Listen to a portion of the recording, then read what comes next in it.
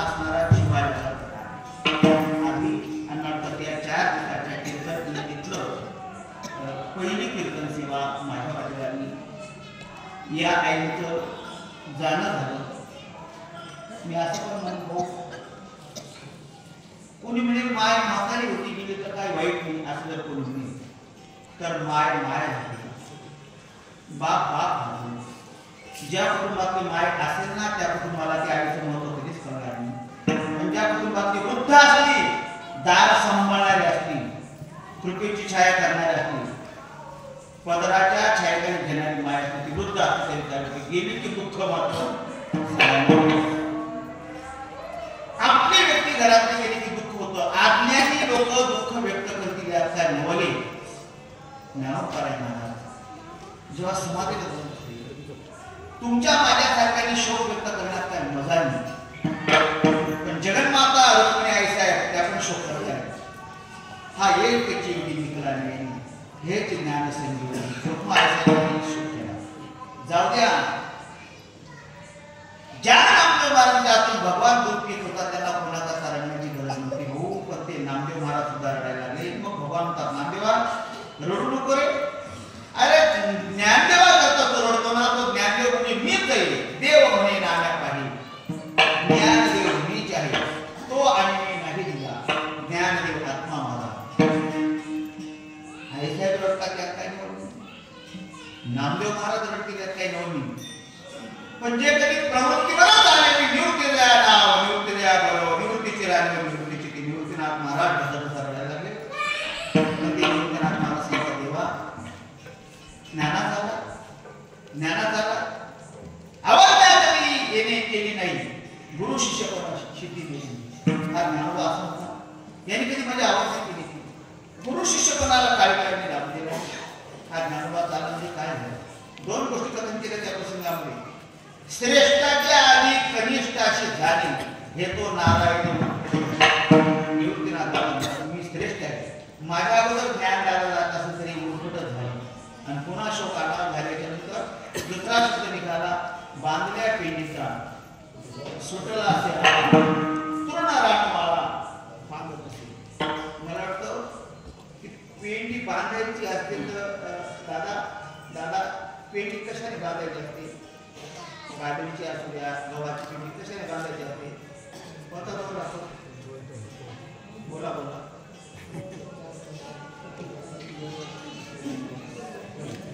इतर कशाने बांधले तर त्याला आळा शब्द येणार नाही. त्याच काढणीने बांधल्या जातात. त्याच काढणीने बांधल्या जातात. त्याला काय म्हणतात दादा आळा असं म्हणतात. तो आळा जर सुटताना आळा पॅक असेपर्यंत सगळ्या काड्या एकत्र राहतील बापू. पण आळा जर सुटताना पूर्ण रानमाळा बांधत असेल तसं ज्ञान दादा म्हणजे आमच्या सगळ्या 4 भावंडांच्या पिढीचा आळा होता. तो आळा सुटल्यामुळे पूर्ण रानमाळा एक गवताची काडी पूर्व दिशेला देईल, एक गवताची गाडी सासवडला देईल, एक गवताची गाडी ब्रह्मगिरीच्या पायथ्याशी देईल. पूर्ण रानमाळा थांबत असे. जसा त्या ज्ञानोबाच्या परिवारामध्ये प्रकार झाला या शिंदे परिवारामध्ये हा प्रकार झाला.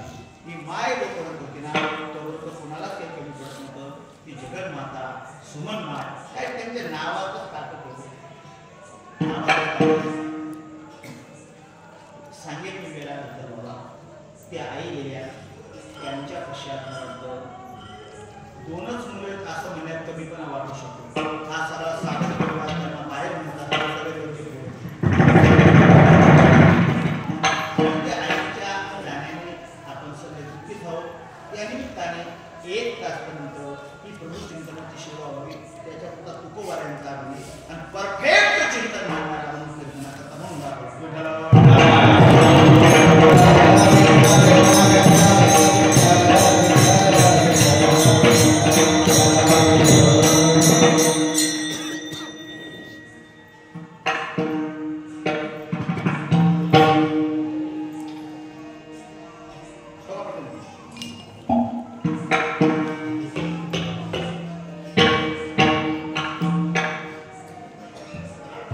अभंग शीर्षकोपरायणचा आहे.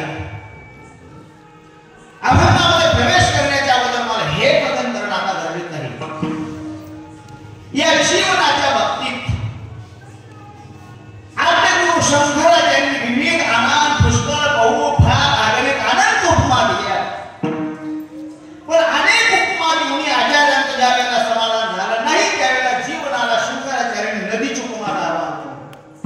आचार होतात नदी आणि जीवन सादृश्य प्रकार आहे. प्रश्नकर्त्याने विचारलं कसं बघत? आचार होतात नदीचा कुठेतरी उगम होतो. उगमाने नदीचा प्रारंभ झाला की ती नदी दोन्ही काठांच्या हातून अविरत सातत्याने सदोदित नित्याने आकाशाप्रमाणे प्रवाहित राहते आणि वाहता वाहता वाहता नदी तिथे थांबते. कुठे? समुद्रात आहे. समुद्राला थांबते. समुद्रापर्यंत जाऊन समजा नदी पांढरा या किती पांढरा आहे ना डोळ्याला अक्कल पाड्यावाल्याने अशी अक्कल चालवली. अक्कल पाड्यावाल्याने अक्कल चालवली. या पांढरा मिनिट एक हे सुद्धा डोळ्याकडे जायला नको. सगळं पाणी इथे काढवलं पाहिजे. थांबेल का? भरपूर प्रयत्न केले. थांबेल दादा. आणि जास्त आगाऊपणा केला मग एकटी जाणार नाही. बरोबर ना? हा दृष्टांत दिला. तसं जीवन ही एक नदी आहे. जन्म या उगमानेचा प्रारंभ होतो. ही दोन काठ तिला एक सुखाचं काठ आणि दुःखाचं काठ आहे. सुख दुःखाच्या काठातनं क्षणाक्षणाला ही प्रवाहित राहते, वाहत राहते आणि वाहता वाहता वाहता ही जीवनरूपी नदी मृत्यू या महासागरात जाते. जसं ही नदी जाऊ नये म्हणून कोणी प्रयत्न केला तर यश येते बापो, तसं आपण मरू नये म्हणून कोणी प्रयत्न केला तर कुणाच्याही प्रयत्नाला यश आलं नाही ना येणार नाही. जाणे जाणेच आहे याच्याकरता रगड प्रमाणे एक नाही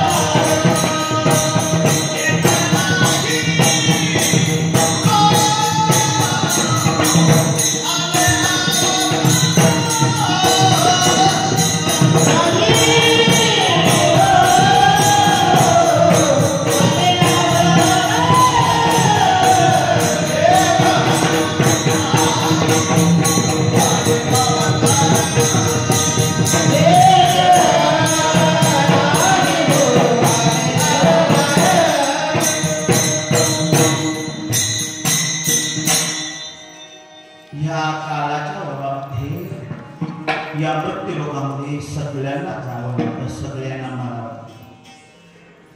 प्रमाण सगळ्यांच्या कानावर आहे. येथ नाही हो किंवा नववी मरवे आजा गेला प्रमाण ऐकून आपण बोलत जातो. मला ते सांगायचं नवीन सांगायचं असतं. थोडं नवीन काहीतरी आपण सगळे मरतात मारू महाराज. एकाने तुकाराम महाराज कशी करायला कोण कोण मरतं? महाराजने जे कीर्तनाला आले ते भी मरतात.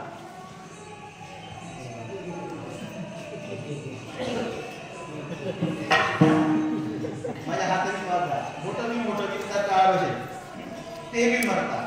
ऐका अजून नवीन सांगतो. कीर्तन ऐकणारे पण कीर्तनात पप्पा वाजवणारे पण मरतात. कीर्तनात चोपदार पण मरतात. कीर्तनाला आलेले टाळकरी पण कीर्तनाला ज्यांनी विना घेतला ते पण मरतात.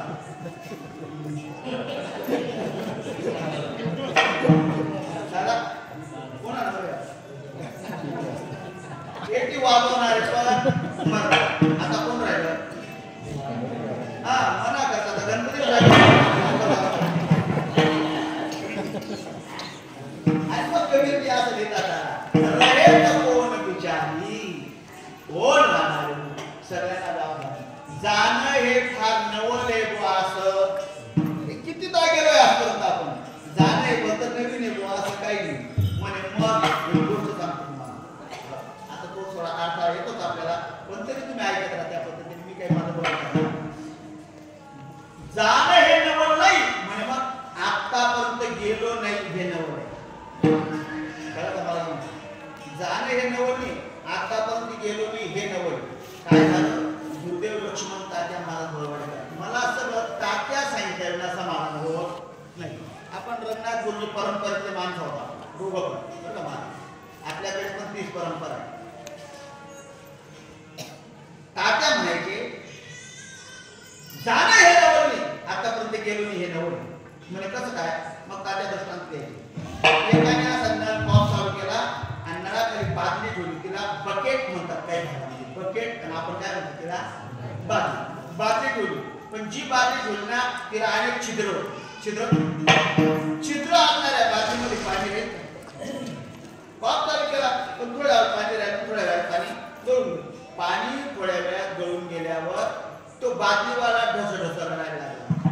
दुसरा एक शहाणा आला, तो काय का बरं रे? पाणी गळून गेलं बादलीतून.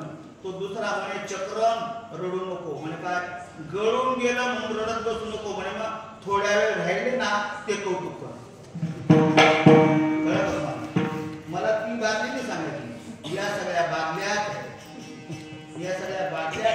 बरं या आखिर नवीन ना अजून नवा ठाई हिला अनेक छेड आणि छेड असणाऱ्या बादलीमधलं आत्मतत्व आजपर्यंत गळून गेलं हे खरं नव्हतं.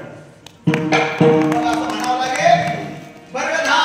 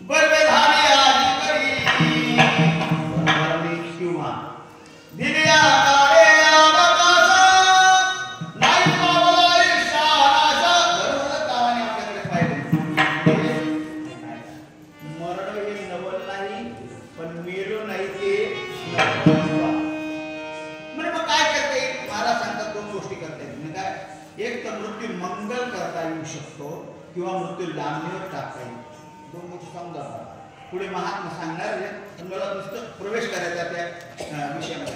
मृत्यू मंगल करता येते किंवा मृत्यू लांबीवर टाकता येते. कोणी म्हणजे मृत्यू लांबीवर टाकतो, तो म्हणून टाकता येतो मला. कसं काय? इतिहास वाचा माझा इतिहास. मागे काही लोकांनी मृत्यू लांबीवर टाकला. म्हणजे कुणी म्हणते एका राजाने 99,000 वर्ष मृत्यू लांबीवर टाकला. काय त्याचं नाव? महाराज काय त्याचं नाव? राजा दशरथ राजाने 99,000 वर्ष मृत्यू लांबीवर टाकला.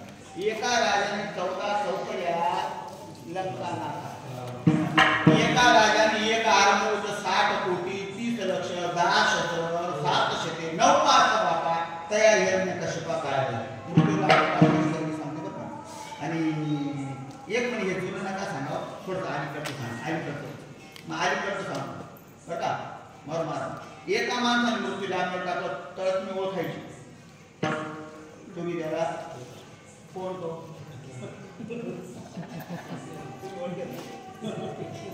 त्याचं नाव आहे सांगतो ते तात्यांची भाषा.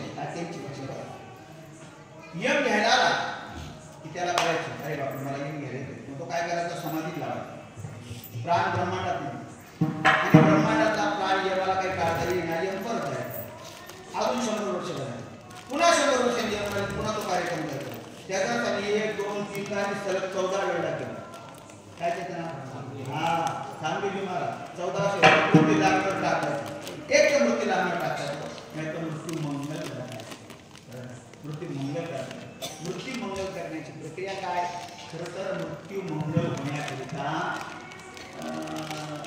वेगळे चिंतन निघून घ्यायचे. आता माझ्या तोंडात दिशा मानून जातो. दिशा नेहमी कीर्तन ऐकण्यात मृत्यू मंगल कशा होतो तर शास्त्रामध्ये आठवलं की श्रवणाने मृत्यू मंगल होतो. श्रवणाने मृत्यू मंगल होतो. कोण म्हणजे श्रवणाने मृत्यू मंगल होतो मग परफेक्ट श्रवणाने मृत्यू मंगल होतो म्हणून तरी अवधान एक श्रवणाने मृत्यू मंगल होतो म्हणूनच मला वाटतं चौथ्या अध्यायामध्ये उभी आली. मनाचा मारू न करिता इंद्रिया दुःख न देता एक मोक्ष असे ऐका श्रवणाची माझी आणि म्हणून श्रवणाने मोक्ष होतो. म्हणून मला वाटतं तुकोबाराय ज्ञानोबारायांनी गाथ्यामध्ये असं लिहिलं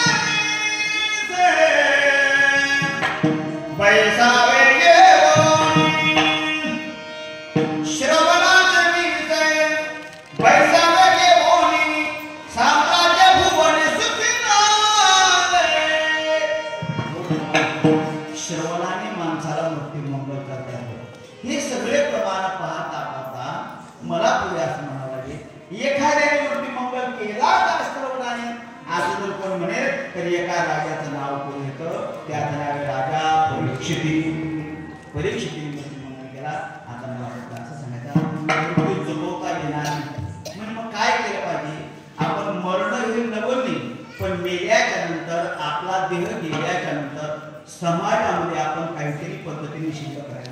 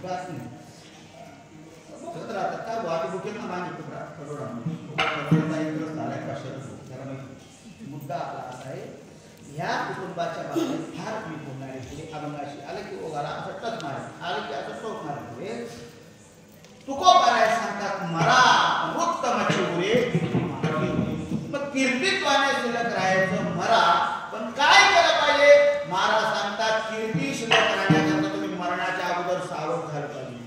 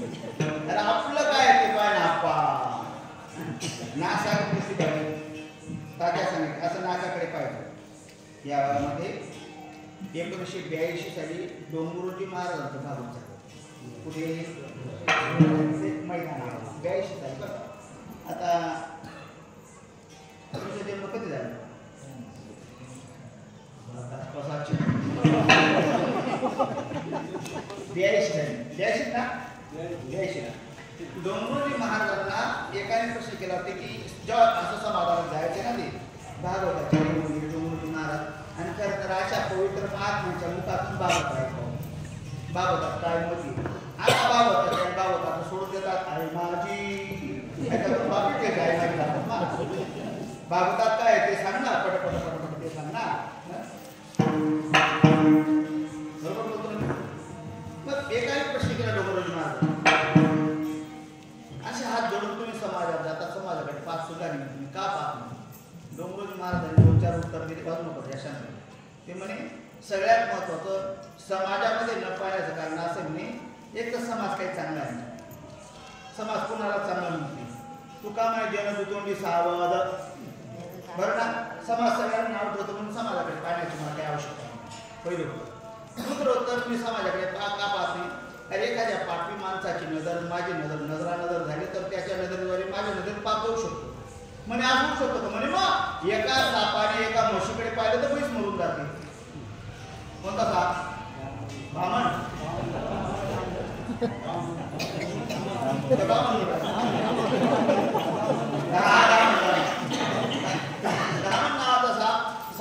म्हशीची नजर मरून जाते. मी घाबरतो म्हणे, मी लोकांना दृष्टी देत नाही म्हणे. आणि तिसरी गोष्ट, मी अखंड माझ्या नाकाकडे पाहतो म्हणे. का पाहतो? नाकाकडे पाहणे म्हणजे आपल्या मृत्यूचं स्मरण करत राहणे, असं त्याचा अर्थ.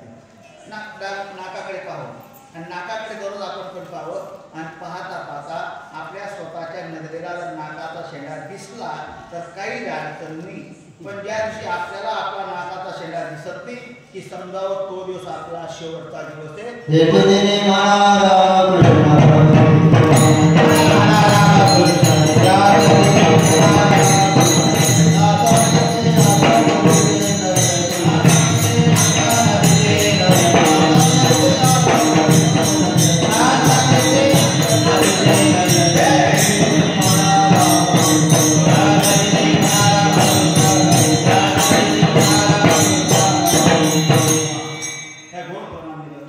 नाकाचा भाग जर ज्या दिवशी आपल्याला दिसला नाही की समजावं तो दिवस आपला शेवटचा, आपण मरणार आहोत. मन आपल्याची दिली राम सावध केलं ना, मरणाच्या अगोदर सावध.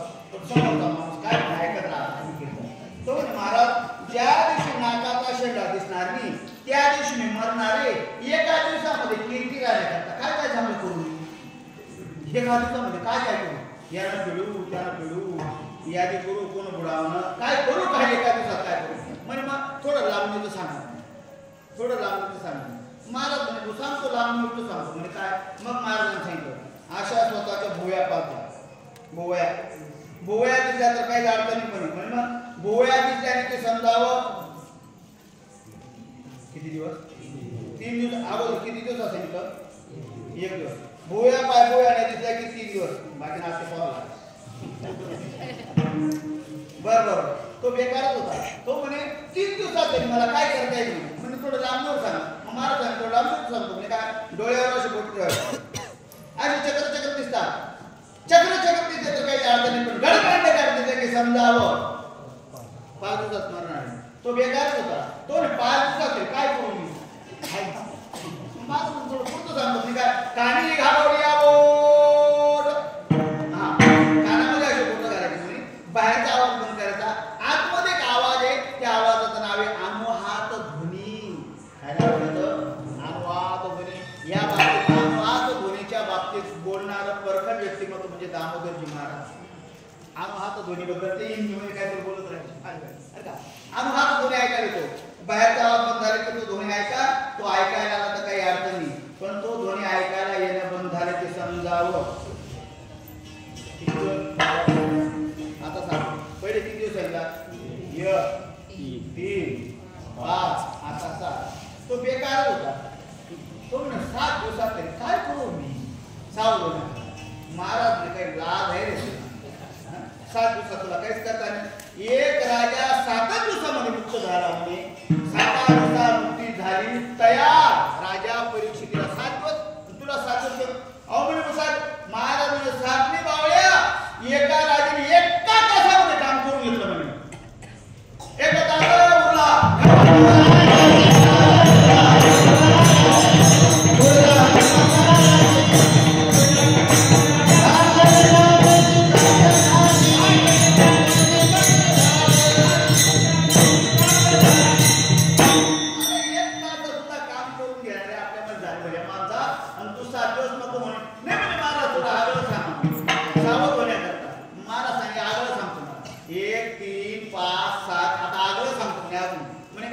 दिवस नाही म्हणे. मग महाराज म्हणे दररोज स्नान करायचं. ऐकत राहा तुम्ही, दररोज स्नान करायचं. अंगात भरपूर पाणी टाकायचं. भरपूर पाणी टाकल्यावर बी हृदयाची जागा जर कोरडी राहत असेल, भरपूर पाणी टाका, हृदयाची जागा पाणी टाकल्यावर कोरडी राहत असेल की ज्या दिवशी ती जागा कोरडी राहील स्नान करताना चेक करता की त्या दिवसापासून 1 वर्षात आपण जाणार. म्हणून प्रत्येकाने उद्या काय करायचं, बाकी ना मशी सांगायला हा उडी मारून ती कोरडी राहणार. तो म्हटलं महाराज 1 वर्ष तरी काय सावध.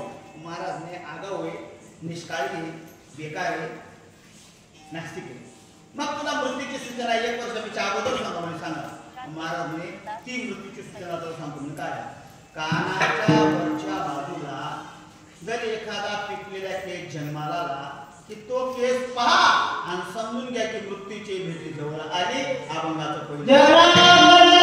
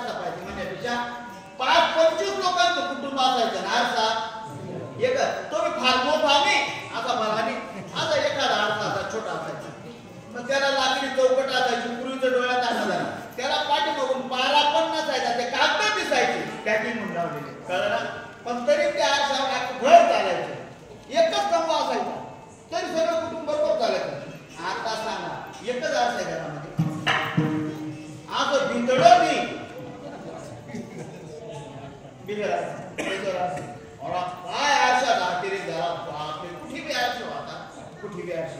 पूर्वी आरशे नव्हते, लोकांना आरशाबद्दल आकर्षण नव्हतं. तात्या एक सांगते आरशे नव्हते म्हणे. खरं तर आरशे नव्हते. 10 दिवस सुतक संपल्याच्या नंतर त्या सुटकी लोकांना चेहरा पाहण्याकरता आरसा भेटत नव्हता किंवा आरसा नव्हता, म्हणून ते तुपाच्या वाटेमध्ये तोंड पाण्याची पद्धत होती. आजही ती पद्धत शिकली, त्याला काही काढलंय मीमांसा आहे त्याला. आज सर माहिती नाही एखादा सर असं रेल्वे स्टेशन फिरता त्याला कास सापडला, म्हणजे आज तुकडा सापडला, ते आता उचलला, त्याचा प्रतिबिंब आरशात दिसते. त्याला आज्ञात बेकार असतो. 2 महिन्यापूर्वी त्याचा बाप मारी होता, त्याच्या बापाचा चेहरा ज्याचा चेहरा शेम होता.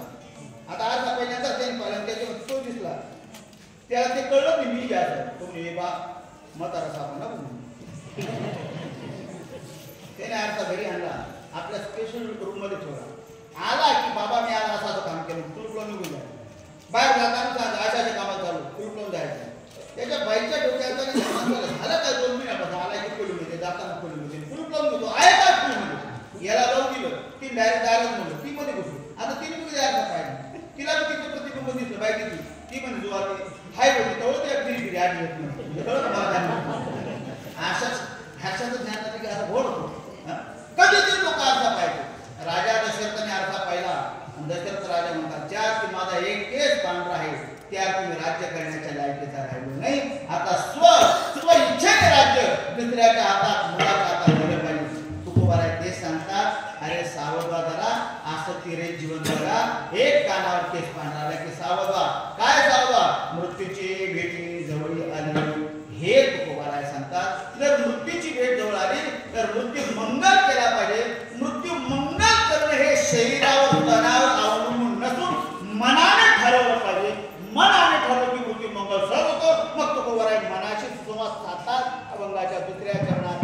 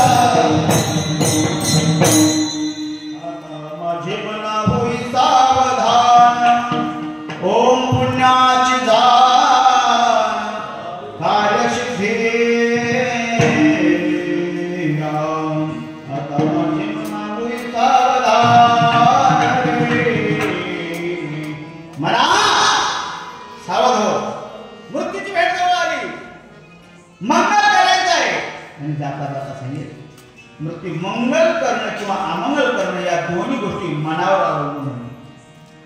पंचदशीमध्ये असा एक विषय आहे. आकाशामध्ये ढग येतात वाऱ्यामुळे. या गावातून ढग दुसऱ्या गावात जातात वाऱ्यामुळे. माणसाचा अधपतन होतं मनामुळेच. माणसाचा उद्धार होतो मनामुळेच. मन एव मनुष्यानं कारण बंधुमुख सगळ्या गोष्टी मनावर अवलंबून. म्हणतो तुकोबाराय मनाला सावध वेळोवेळी करायला.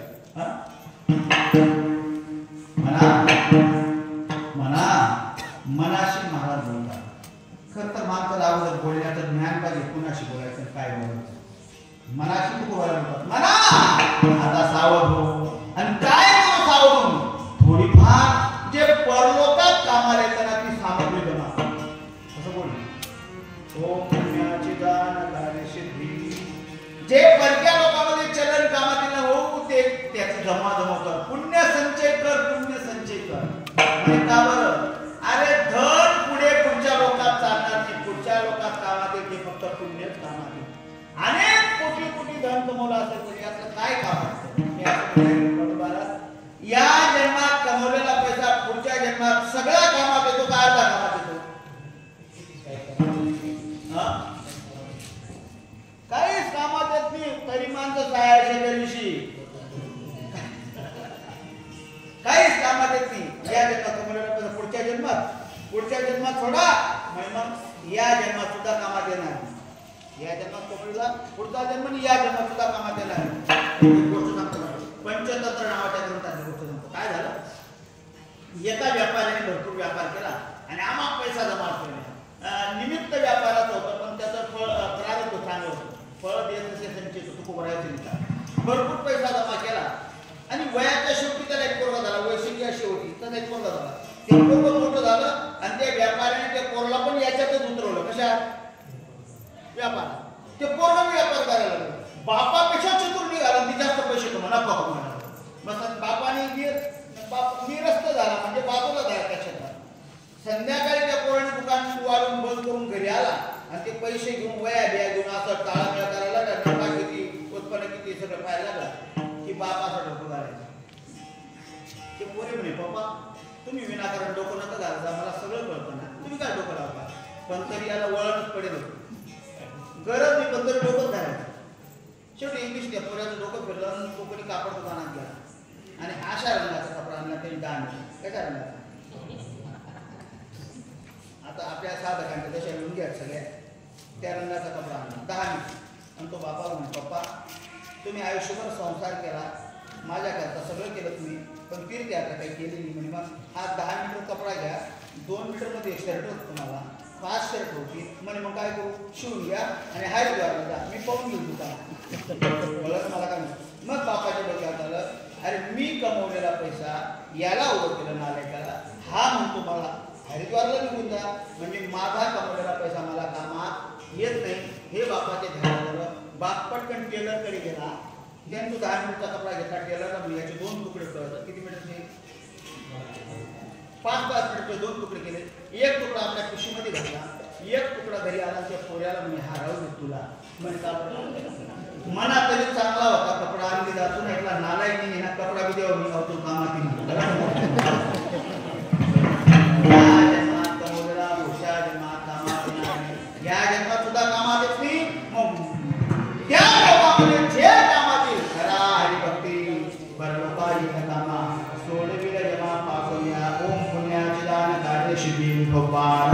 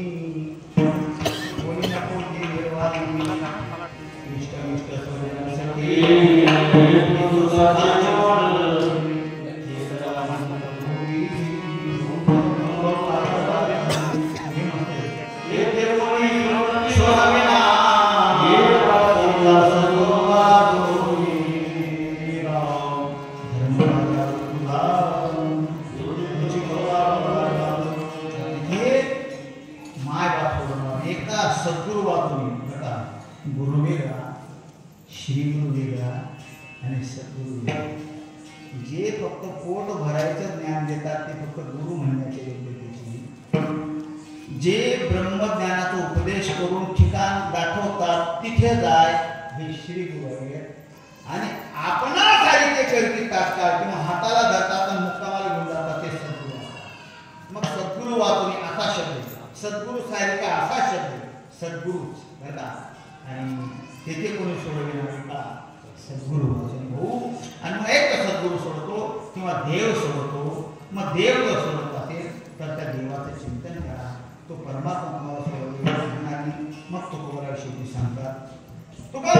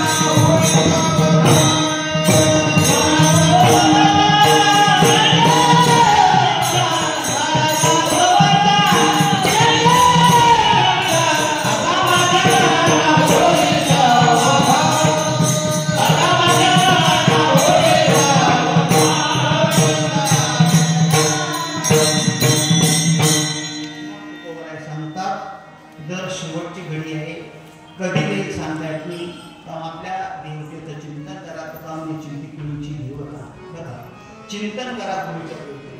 म्हणजे चिंतन केलं तर काय केले, तो परमात्मा गीतेमध्ये असं सांगून दिले अंतकाली क्षमामी यप्र्यात समभावम याते नास्ते तर संशय किंवा याचा अनुवाद श्री तुकाराम महाराजांनी गाथ्यामध्ये केला. अंतकाली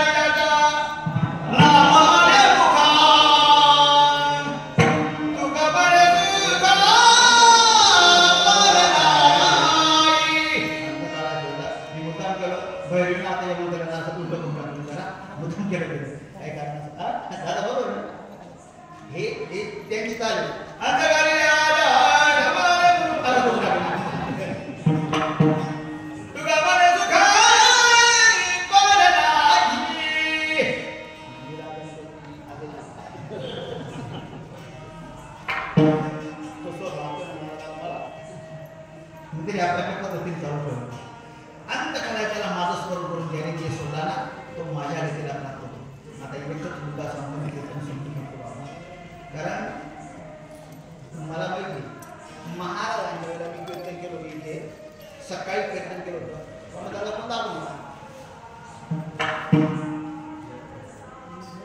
त्याला सगळं त्यांचं जीवन सांगितलं त्या दिवशी. सगळं जीवन सकाळी कीर्तन होतं, सकाळी कीर्तन केलं होतं. आणि आज होता सुखदुःख समान सकळ जीवांचा कृपा ज्ञानाचा उद्बोध भक्ती प्रेमाचा कल असा म्हणतात त्या दिवशी. आणि त्याच्यावर मुद्दाम चिंतन मांडलं होतं त्या दिवशी. त्या चिंतनामध्ये सगळं त्यांचं चिंतन मांडून गेलं होतं. आणि त्याच्या अगोदर मला वाटतं पाळातला कीर्तन केलं होतं विवादांच्या दिवशी बरं ना. त्या दिवशी आपण होतं सुखेश्वर ब्रह्मानंद गाऊ रामनाम सदा मग नोये बाधा काळ दूत यमाची. त्या आपण सगळं विवादानंद चरित्र सांगितलं. काळ दूत यमाची नोये मग बाधा असं त्या बोलतो. आणि ते सुख दुःख समान यमात्म्याने सुखालाही तोंड दिलं आणि दुःखालाही तोंड दिलं, अनेक आघात सहन केले, पण भक्ती मार्ग चालू ठेवला. हे त्या दिवशी बोलता त्या दिवशी बोलतो. आणि आज त्याच्यानंतर आई साहेबांच्या निमित्ताने असं बोलतो आयुष्यभर चिंतन करा, मरणांत कालामध्ये चिंतन केलं की भगवान परमात्मा सांगतात तो माझ्या गतीमध्ये होतो. अंतकाळीच्या मागे अंतकाळी स्मरण येण्याकरता आयुष्यभर यासाठी त्याला अटक करायचं. आणि अंतकाळी स्मरण आलं की त्याचा उद्धार जरा समजून घ्या. पण एकाने आपल्या करता सांगतो, 2-4 लोक जाणताना एकाने असं बोलतो चालू होतो म्हणे अंतच काळाच्या वेळेला स्मरण होण्याकरता आयुष्यभर परमार्थ करायचं. एक माणूस आयुष्यभर परमार्थ करत त्याला अंतकाळी स्मरण येणार, पण मरण्याच्या अगोदर 2 महिने तो कोम्यात गेला.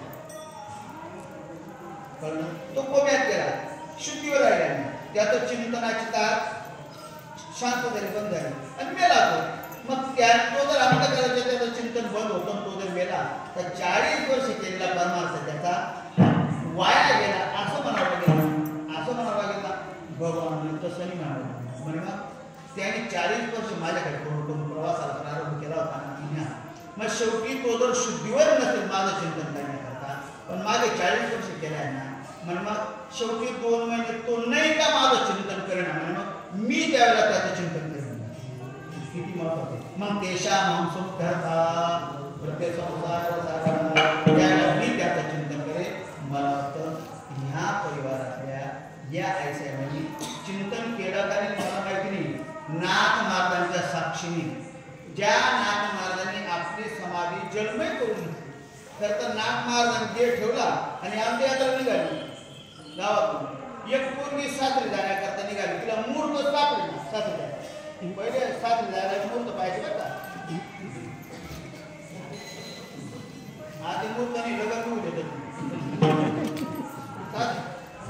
सासरी जायला मुहूर्त पाहत होती. अचानक मुहूर्त निघाला बॅग निघाली की बाहेर तेवढ्या नाथांचं ते मडप म्हणा त्याला. आता तू तर काय म्हणू शकतो. अंत्ययात्रा चालू होती. ती पोरगी रडायला लागली. तिची आई सांगितली मम्मी म्हणे काय तरी मेलं ग म्हणे. आता दिवस बरोबर ती म्हातारी जरा गरमच होती अशी पुढा खायली. ती बाहेर आली. ती म्हणे काय करणार कोण मिळालं रे म्हणजे नाथ महाराज अशी लाल झाली म्हातारी. त्या नाथांचा आता दृश्य होता म्हणे. माझी पोरगी किती साठी निघाली ती अजून गेलं म्हणे. हे शब्द नाथाने ऐकले. किडीवर उठून बसले आणि ते खांदे कारण भाऊ येडे ठेवा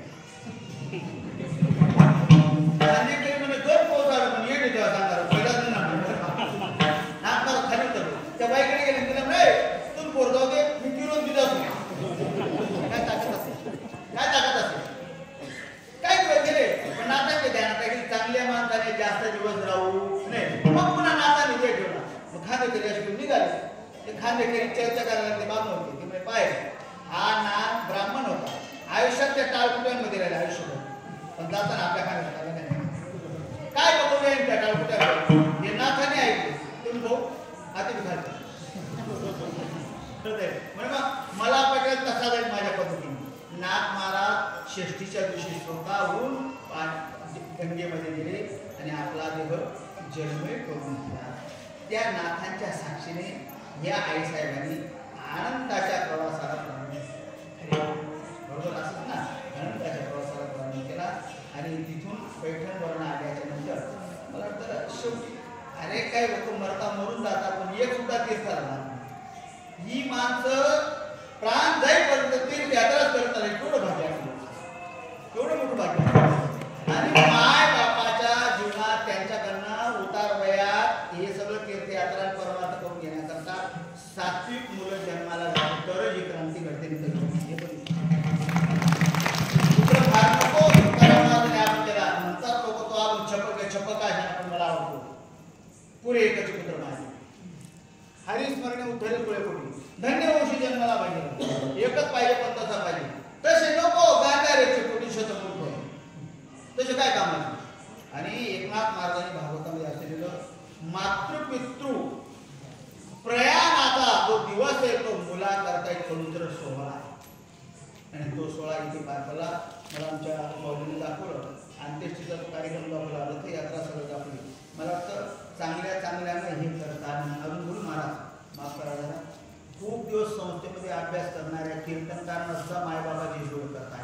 हे सांगतो यादी सांगितली. यादी 2 जिल्ह्यातली यादी जैन धर्मी याद्या ज्या करायला आलो तुम्ही म्हणा याद्याने याद्या करोडाची पण यादी सांगितली. पण हे सगळं तुम्ही करून दाखवलं. त्याचं कारण पूर्ण प्रभू कृपा ज्यांच्यावर असते की ती माणसं मायबापाची सेवा करतात. आणि ते मायबाप नव्हते प्रत्यक्ष अरे म्हणायला ते देहाने आलेले असतात पण प्रत्यक्ष विठ्ठल रुक्मिणीसारखं त्यांनी खूप जवळून पाहिलं त्यांना.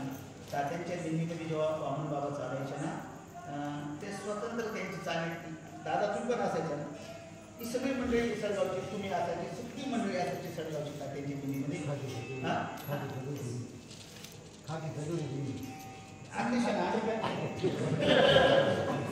तेव्हा खाटी कांड असायची खूप लहान असायची. लहान तरी होतो पण अख्ख्या दिल्लीचं माझ्यावर लक्ष असायचं त्यावेळी.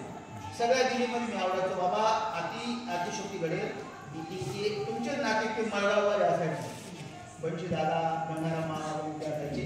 ते मला डायरेक्ट असं खांद्यावर पण पाठवलं दिल्ली निघाले की मला खांद्यावर घेतलं आणि चालत राहायचं. असं निश्चित प्रेम होतं.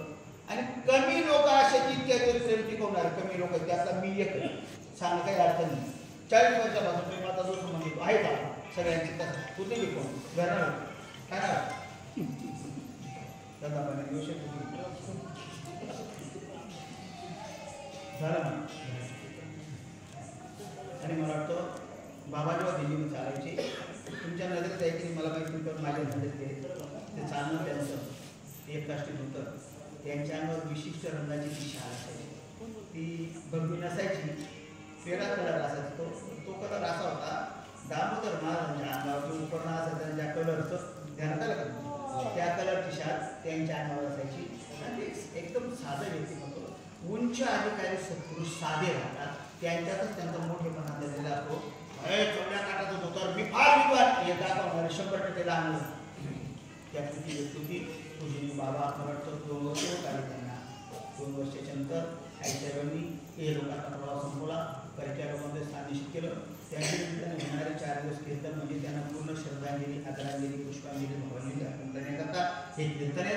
त्याच्या पहिल्या कीर्तनाची पूर्ण फलश्रुती आईसाहेबांच्या पुढच्या गतीला कामात येऊन अशी शुभकामना व्यक्त करतो. परमात्म्याकडे करुणा भागतो. धन्यवाद.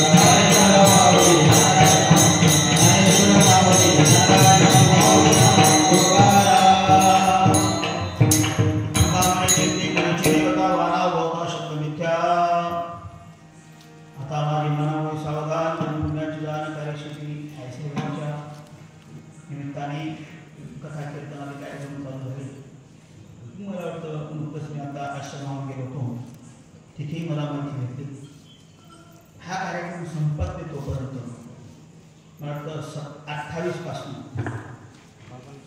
28/4/5 पर्यंत पूजनीय ब्रह्मणी ब्रह्मविष्टा ब्रह्मनिष्ठ एकादशी स्वामी वामनानंद बाबांच्या दुसऱ्या पुण्यतिथीचा उत्सव काल संपन्न होते.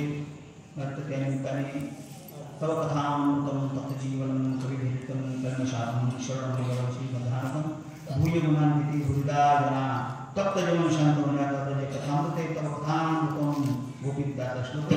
तर भागवत कथेचं आयोजन केलेले नंतर पूजनीय श्रद्धेय कृष्णानंद सरस्वती महेंद्र कृष्ण शास्त्री महाराजांचं अमृतवचन आपल्याला कामी करणारे सगळ्यांनी चांगल्याच्या मुखात नाही का शंभर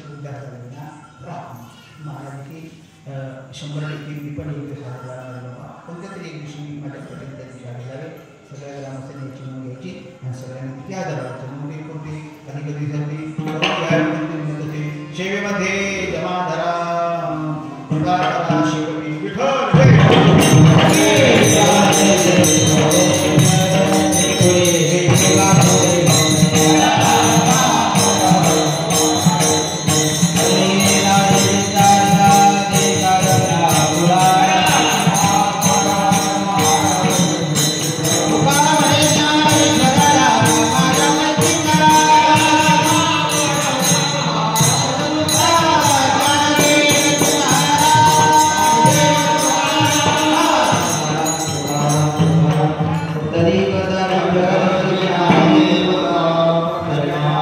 हेलो चहा पाणी